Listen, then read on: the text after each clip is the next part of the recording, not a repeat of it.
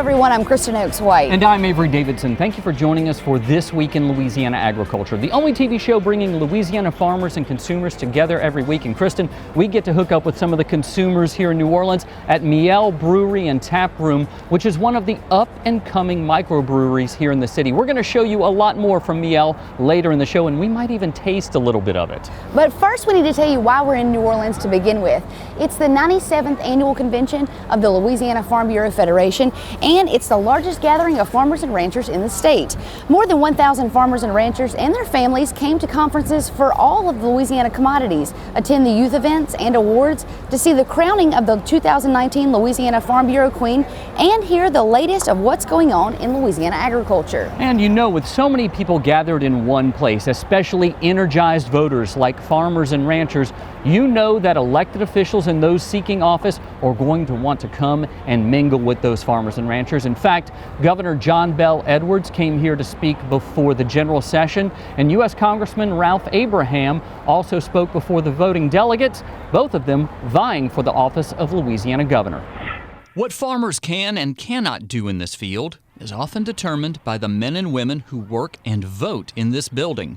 That's why members of the Louisiana Farm Bureau Federation always invite elected officials to speak, either before the 350 or so voting delegates or the nearly 500 members who gather for the general session. To say that ag and forestry is the backbone of Louisiana's economy is an absolute understatement. Louisiana Governor John Bel Edwards is running for re-election. He brought good news for these farmers and ranchers in response to a concern Edwards heard while visiting farms. Over the next 3 years, the state of Louisiana will invest $90 million more than the normal program on rural farm-to-market bridges.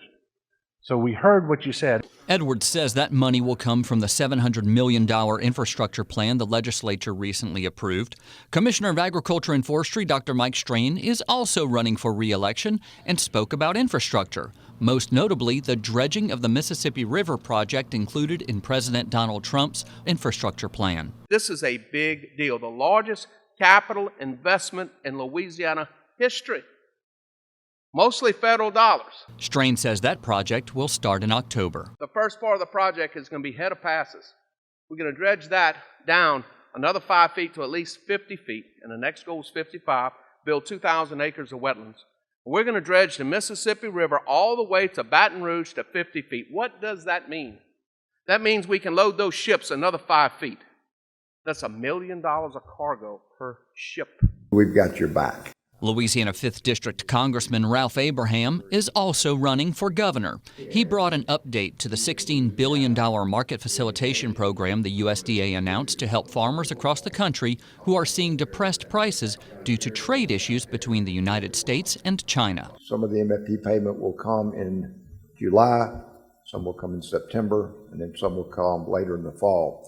So something, again, we will watch closely, we will monitor, maybe some more relief for not only our soybean farmers, but for our other crops too. So hopefully that's going to come to fruition. Louisiana Farm Bureau President Ronnie Anderson says it's not unusual to find elected officials at the annual convention, especially in an election year like this one. They know that we have a presence in every parish. We have our parish offices, we have our board of directors that are out there. We've got a group of people in Farm Bureau that vote. They're concerned about what's going on, and they just don't talk about issues.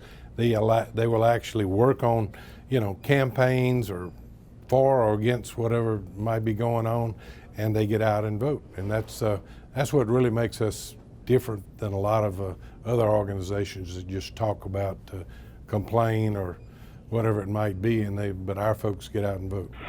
Now, Governor Edwards and Congressman Abraham were not the only gubernatorial candidates in attendance at the 97th annual convention of the Louisiana Farm Bureau. Eddie Risponi, a businessman from Baton Rouge, was also there. He's running for governor, and he had a chance to meet with folks while they were at caucus. The guests we just talked about, like Governor Edwards and Congressman Abraham, are not the only ones interacting with farmers in New Orleans this week. The same thing happens at Miel and places like this all across the city every single week. Here at Miel, farmer Kate Estrada is bringing the bounty of the farm right to the neighborhood. Many of these products come from local cooling farms, which is operated by Kate and her husband, Grant. but they're also bringing their neighbors' products to this food hub. And now we're also reselling up to 12 other farms per week, because while there is the people that grow their own tomatoes, then there's other people that just don't have time for any of that, but they want local food. And so if we can offer veggies and bread and fermented veggies and dairy and poultry along with our pork and beef and goat and eggs, then everyone's happy, more of a one-stop shop. Karen Ward is one of those happy customers. She's been getting her groceries from Kate at Laughing Buddha for more than a year now. Yeah, so I've moved here about a year and a half ago. Obviously in New Zealand we have lots of farmers markets, so I was pleased to see, I think first of all on the Irish Channel Facebook group it came through. But you get the emails on a Saturday, easy to fill out the form, and then it's great to talk to Kate as she comes down here, and you know what's in season. What's always in season for Kate is building relationships with the customers like Karen that take her food to feed their families. Oh God, I mean, that's my favorite thing. Like, I love the animals, like I love being on the farm, but like meeting the customers, like, and tell them how to cook her, you know, sirloin tip, like how to stir fry it. It's super fun. So for me, that's like a huge reason why we do what we do, and it is like the most fun part of the whole thing. And especially people like Karen, it's like she's been buying from me for over a year, maybe a year and a half or so. And she gets a lot of stuff. And so it's like, how cool is that? It's like one of the most sacred things to be able to feed someone's family. Karen says that connection is something you just can't find at big box stores. For her, knowing the farmer that puts the food on her table and even the story behind that food is priceless. I mean, I think the farmers care about what they're making. You know, as I said, there's always a story on the email about where things have come from as well. So it's not just a nameless packet. I mean, I love seeing you every couple of weeks, and especially now that we're based here at a local brewery. I mean, it means you can grab a beer and that kind of stuff. It's convenient to the neighborhood where we live as well. So really good. I'm Carl Wiggers for This Week in Louisiana Agriculture. To find out more about the Farm Hub pop-ups that happen all across the city, just log on to our website at twilatv.org.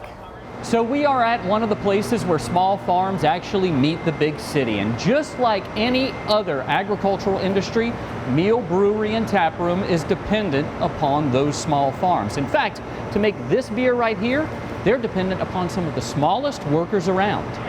The golden flows from the taps at Miel Brewery and Tap Room owe a lot to the golden liquid made by these bees.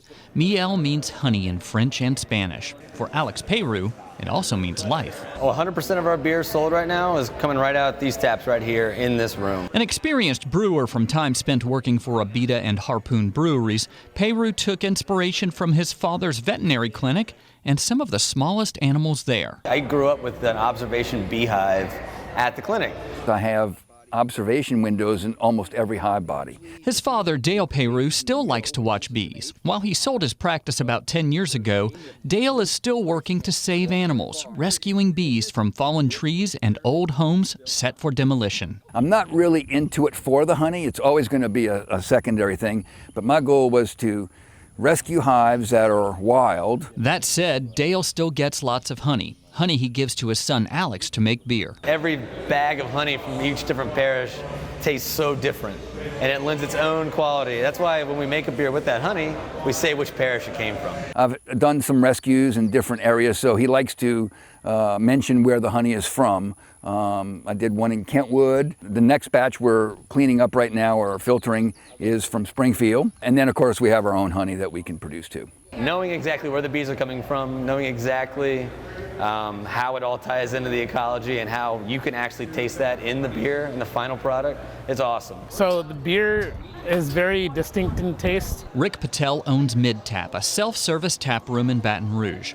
He enjoys coming here with his family, but looks forward to the day when he does not have to travel so far to get that distinct taste of Miel beer. I would love to carry Alex's product. By hearing the immediate feedback of people from when they come and enjoy our beer, it's huge. It's like and I'm brewing on such small volumes that it's easy for me to be able to tweak it. If someone doesn't like something about a beer and I didn't like it, I can take that out. I can change it right now.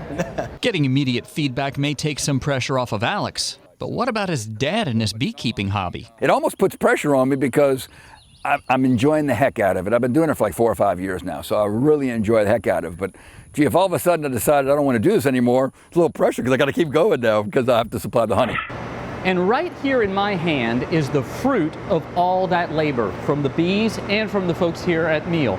Now, this is called mellifera. That's the name of the beer, but it's also the Latin name for bees. Hence why they named it that, because there is honey in this beer, and you can definitely taste that there's something different about it. Alex says that's because yeast devours sugar different ways depending upon what kind of sugar it is, and since there's honey in this one, it gives it a very refreshing flavor. Now, if you'd like to learn more about Meal Brewery and Taproom, log on to our website at twilatv.org. New Orleans is close to the Gulf of Mexico, and it's actually a whole lot closer than you might think. This week, Twila's Neil Melanson takes us on an airboat to see what some are doing to keep those Gulf waters out of the Crescent City. One of the best ways to see Louisiana is from an airboat, giving you fast access to the natural treasures of this bayou state. Today, this group of scientists and coastal restoration experts are headed out to see the Carnarvon freshwater diversion.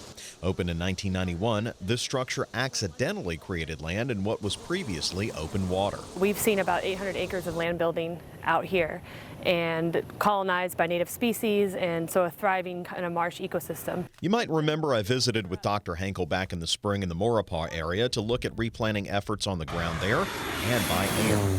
Well, this is what it could look like 10 years later. We know this area is really good. The ones we've planted, we have about 75% survival rate, and our growth rates are really good out here. So we know it's a great area to reforest, so we're trying to do that faster. Howard Callahan is the land manager for Big Mar, a private property just south of Carnarvon that has seen new economic life since the freshwater diversion created this new land. We have duck hunting leases, and we have alligator hunts, and we collect alligator eggs, and all of that has increased and gotten a lot better since the outflow put fresh water in here. The farm's making money, the landowners are making money, and the species is thriving. So it's a good win-win-win. But the population has gone way up out here. So for example, Big Mar, it's highly regulated how many nests you can take. Big Mar in 1995 had 8 nests, Howard, right? Yeah, they had 8, and now they're up to 33. From the air, you can see the skyline of New Orleans in the distance. This area, just 20 miles from downtown, saw 18 feet of water during Hurricane Isaac. So we don't restore swamp just to restore swamp. It's a great habitat, but it's also part of our multiple lines of defense strategy, which is trying to get as many bumps on the landscape to protect people from storm surge, both natural and man-made. So swamp forest is great at deflecting storm surge, and it does great in the wind as well. The trees don't blow over. As we left Big Mar, we saw a rare species coming back in this area, the American yellow lotus. This beautiful flower growing up from the muck seems like the perfect symbol for the regeneration that benefits all. Now, there are more of these freshwater diversions in the works, but opening them up will have a significant impact on fisheries like shrimp and oysters. So many of those folks are asking for more time and some financial help. And Kristen, as you saw in the package, you could see the skyline of New Orleans from that Big Mar area, where during Hurricane Isaac there was more than there was 18 feet of water. And so a lot of these folks are just, I mean, I don't know about you, but I wouldn't be comfortable with that much water so close to the town I lived in. I think, you know, we live in Louisiana, and when you get to see it from a perspective like you did, you don't quite understand how quickly that coastline is slowly disappearing. So It's a really interesting story, Neil. Coming up after the break, beware of sharks. Rob Sharkey took a bite out of the social media conference at the 97th Annual Louisiana Farm Bureau Federation Convention. But first, we're putting Louisiana agriculture on the map. Stay with us.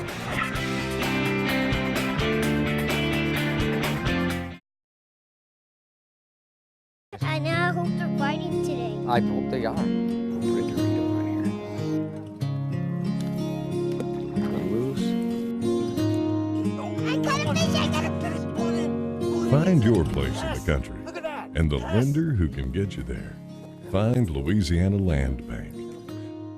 Financing for country homes, recreational property, farms and ranches, and agribusiness. Louisiana oysters, salty, sweet, and delicious. But have you ever thought about what happens to all those oyster shells? Most of them end up in trash cans and landfills. The Coalition to Restore Coastal Louisiana is changing this with its oyster shell recycling program, and you can help by visiting these participating restaurants. It's a simple and delicious way to restore our coast. The shells will then be used to sustain and rebuild oyster reefs. Remember, once you shuck them, don't just chuck them.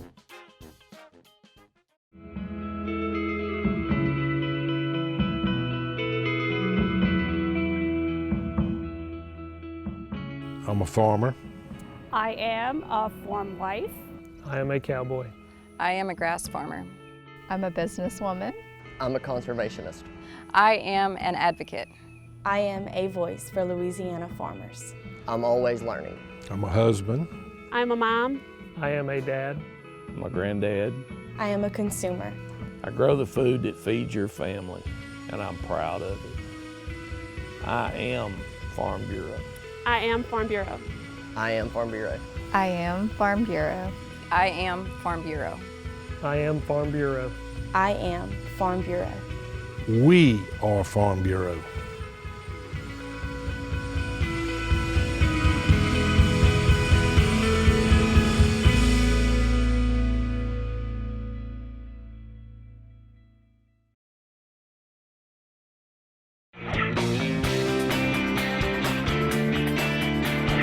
As we've already shown you, there were some high-profile guests at the 97th annual meeting of the Louisiana Farm Bureau Federation, but it's also where commodity groups got together to discuss issues that they were facing on their farms. And something else that was going on that was a big hit was the Ag in the Classroom Conference. It was there that the Ag in the Classroom Committee unveiled a brand new digital commodity map that is sure to be a big hit. Vermilion Parish Ag teacher Jamie Lee says she's going to use it in her classroom.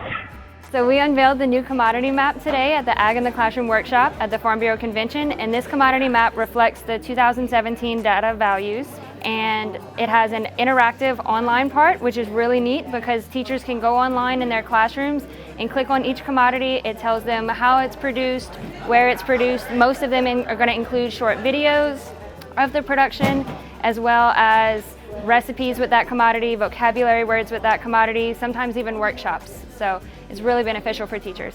It is so important now more than ever just because so many people have all these misconceptions about how their food is produced or where it even comes from. So for us to be able to start with students at such a young age or even all the way up through high school and show them really where their farmers are working, how they're producing these different commodities, and just what their state has to offer. Because as I said, many students, or sometimes even adults, don't even realize the vast majority of commodities that we do produce here in Louisiana. And to have Farm Bureau be at the forefront of that and pushing this information out to the public and making it accessible to teachers, it's awesome. To learn more about the Louisiana Farm Bureau Ag in the Classroom program, head over to our website at twilatv.org. Rob Sharkey encouraged farmers and ranchers to share their experience and their knowledge with consumers at the social media conference at the 97th annual meeting of the Louisiana Farm Bureau. Sharkey, also known online as the Shark Farmer, shared how financial troubles nearly ruined his career and ultimately set him on a journey to define who he was as a farmer and as a person. The Shark Farmer explained the role social media played in launching his success. He said it can also be a powerful tool to help farmers and ranchers share their story with consumers. Yeah, a rapidly growing group of farmers and ranchers are really following Sharkey on his podcast and also listening to him daily on Sirius XM 147 Rural Radio for his daily radio show. To listen to recordings of the radio show and the podcast, go over to our website at twilatv.org. Well, during the 97th annual meeting of the Louisiana Farm Bureau Federation, members recognized the accomplishments of individual farmers and ranchers, farm families, and parish farm bureaus every year. The highest honor a parish farm bureau can receive is the President's Trophy. This year marked a three-peat win for Rapides Parish. Parish President Bill Cheek accepted the award from President Ronnie Anderson. You really have to take advantage of it when you have the right people on the board. And for a long time, we didn't have any young farmer and ranchers. We didn't have Ag in the Classroom leader. We have those now, and so we've really taken advantage of that. And we appreciate everybody and all of the work that they do.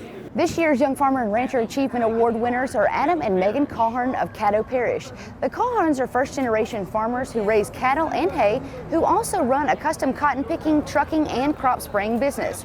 The couple receives a $35,000 cash award courtesy of Southern Farm Bureau Casualty Insurance Company. They'll also receive $1,500 in rentals from H&E Equipment, an all-expense-paid trip to the 2020 American Farm Bureau Convention, 1 year's use of an agricultural weather station courtesy of DTN, as well as several other cash prizes. Like I've said before, it's a team effort, and drawing together as a family is one of the crucial things that you have to do when you're operating a farm, and we're only going to grow from here, so that'll be great.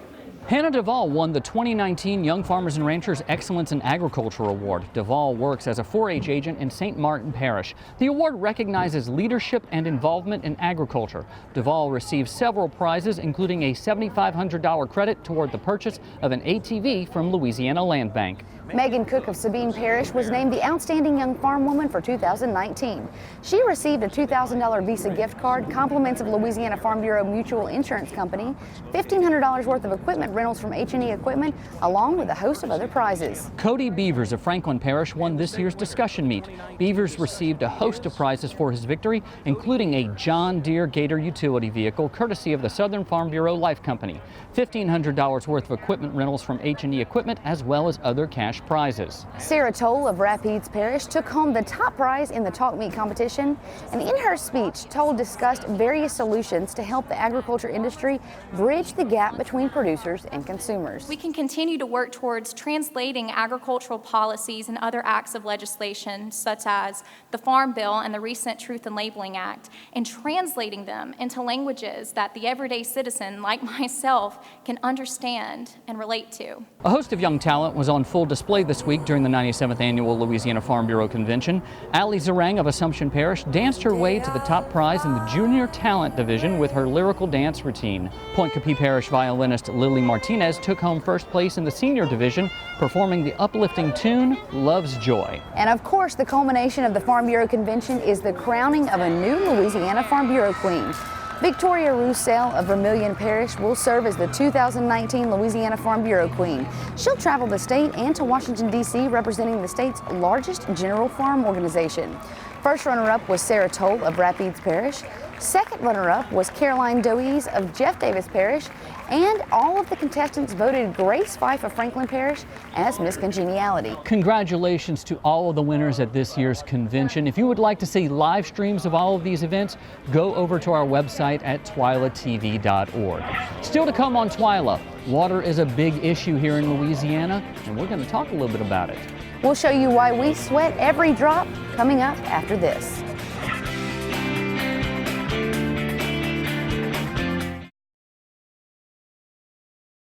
Landowners are minding the Louisiana forest for our grandchildren. A place for wildlife, recreation, lumber for homes. It's the right thing to do. Forestry, covering half our state, all of our hearts. Before you sweeten your morning joe, before the icing on the cake, before the sugar hits the shelf, it begins with a family of sugarcane farmers dedicated to growing Louisiana for more than 220 years. The Sugarcane Growers of Louisiana, making life sweeter, naturally. Sugarcane, sweet sugarcane. You know what, guys? There's a lot of tree branches and dry brush over here. We should probably move the bonfire over there.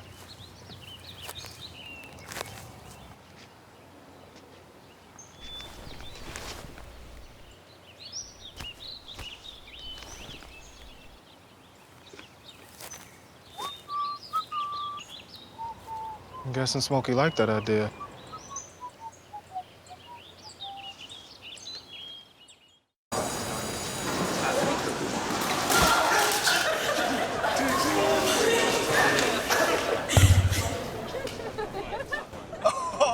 That's low, that's low. That's low. Look, he's blushing. Seriously.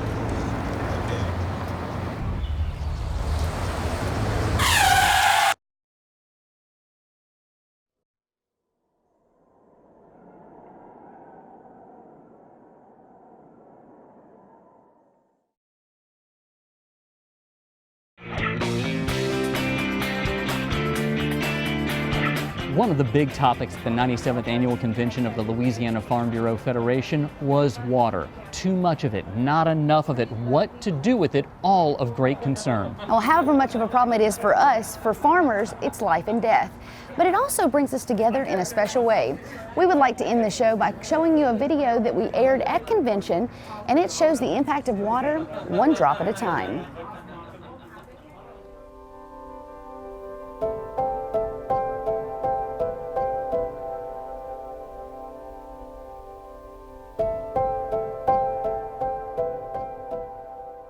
We are all bound by something.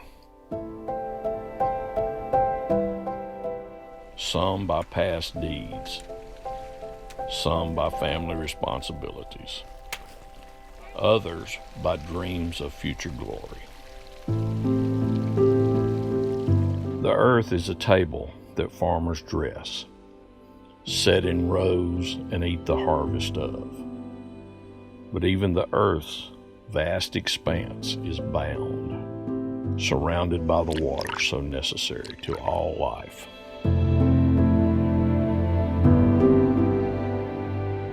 Louisiana farmers know its value, the fickle mistress that taunts their days. On the east, the Mississippi surges on to the Gulf. Levees swell with heavy rains, threatening to fail. Spring rains and melted snows flow ever southward into our rivers, creeks, and land. There is danger in her depths, so we fear that old man river.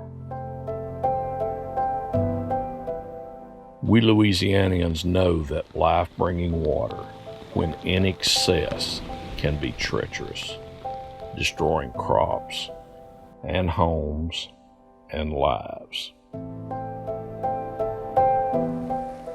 We curse it softly, not wanting to anger God. For always we know that the dry days of July may usher in the drought of August, a time when soft rains are answered prayers, when fields are bound by white rivers of hope, hope for better crops and bigger yields. Yes, we Louisianians have a love for the land, but we are tied to its waters. As children, we dance in summer showers, swim in wide lakes, fish for food and pleasure. Our livings require the rain, but our souls find in the rivers, lakes, and Gulf waters a peace that soothes each day.